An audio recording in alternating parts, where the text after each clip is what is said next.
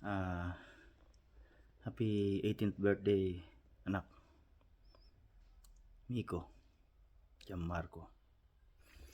Pasensya ka na kung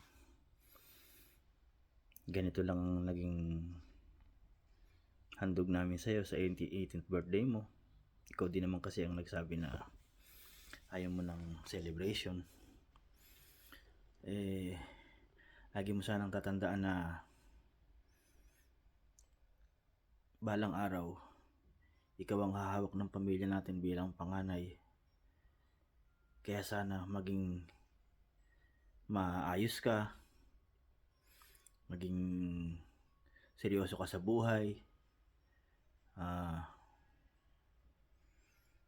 Sana matupad mo yung mga gusto mo. At hanggat kaya namin ng mami mo, hindi ka namin pababayaan. Kahit na madalas tayong nag-aaway dalawa,